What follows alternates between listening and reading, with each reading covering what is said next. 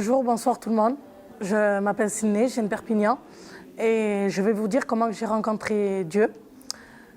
Et c'était un soir que je me rappelle il y a 1 an et demi de ça en arrière. C'était le début de l'hiver. Et c'est un pasteur qui est de Perpignan qui s'appelle Blanco Amador. Et il est venu faire une réunion à Bampas. Et je suis une voyageuse, j'habite en caravane. Et du coup, j'assiste à cette première réunion. Et je croyais que j'avais une vie normale et que j'avais besoin de rien. Mais en fait, c'était faux. J'avais vraiment besoin de la grâce de Dieu. Et la réunion, elle passe comme ça. Je ne me rappelle plus c'était quoi la prêche qu'ils avaient dit. Et ma mère me prend la main et m'amène au devant. Et là, le pasteur, il commence à prier pour moi. Et je ne m'en rendais pas compte parce qu'on a toujours vécu dans une famille qui souffrait beaucoup. Et on ne connaissait pas le bonheur, la joie. Et oui, la joie. Et du coup, ça fait que quand il commence à prier pour moi, je vois qu'il y a toute la souffrance qui est en train de sortir de moi. La peur, la crainte, l'angoisse, vraiment toutes ces choses négatives qui sortaient de moi. Et le soir, eh bien, tellement qu'il en a sorti que je me sentais comme si j'étais un bébé qui venait de naître. Et là, je rentre chez moi, j'ai dormi comme un bébé. J'ai dormi en paix comme j'ai jamais dormi de ma vie. Tous les soirs, je m'endormais, c'était avec la peur, l'angoisse, le stress, la peur du lendemain, de savoir si j'allais continuer à vivre ou mourir, avec plein de trucs que ça n'allait pas dans ma vie. Et de là, je continue à suivre les réunions, tout ça. Et de plus en plus, il y a des choses qui sont dévoilées de moi. Parce que j'étais une fille qui était attachée vraiment aux choses de ce monde. C'est-à-dire que la danse, pour moi, c'était toute ma vie. Vraiment, j'étais obsédée de la danse, la musique, les mariages, les fêtes, tout ça. Mais vraiment, j'étais dedans, c'était que moi et ce monde-là, et rien d'autre autour. Et à cause de ces choses-là, eh bien, du coup, il y avait des choses mauvaises dans moi, mais que je ne le savais pas et que je ne m'en suis pas rendu compte tout de suite. Et au fur et à mesure que je buvais la parole de Dieu, que j'allais aux réunions, tout ça, eh bien, c'était un jour que je me suis renfermée dans la chambre pour étendre le linge. Et là, de seul coup, je me suis mis à rigoler. Mais ce n'était pas moi. Je ne savais pas pourquoi. Et moi, je me disais que je devenais folle.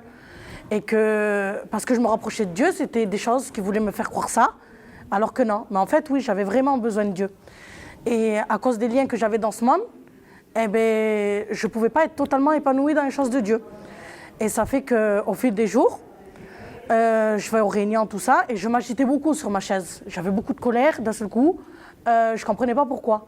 Et je pleurais, après je rigolais, j'étais passée par toutes les émotions. Et là, c'était un matin que je me lève, et j'en pouvais plus, vraiment. Et là, je décide d'en parler à ma mère. Mais quand je décide d'en parler à ma mère, j'ai senti là comme si que ça me prenait des mains et que ça m'étranglait, mais fort, fort. J'arrivais plus à parler. Et d'un seul coup, je commence à rire. Après, j'ai pleuré. Après, j'ai ressenti de l'angoisse, de la peur.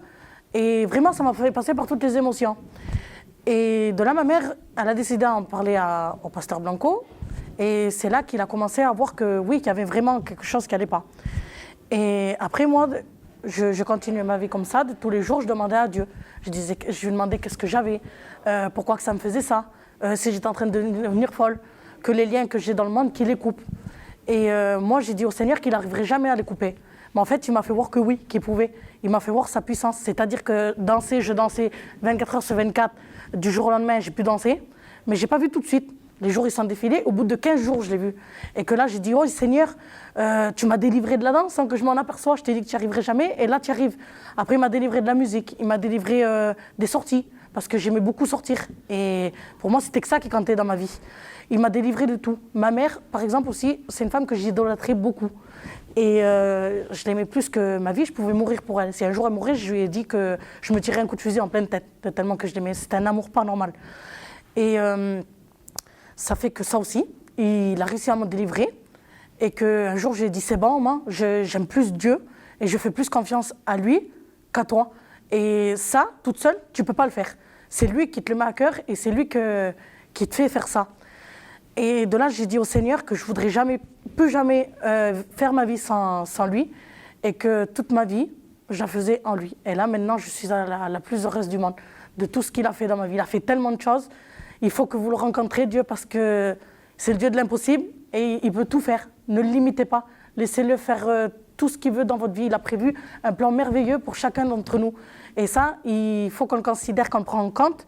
Et dans un verset, il dit « Je te connaissais avant que tu sois formé dans le ventre de ta mère ». Et c'est vrai.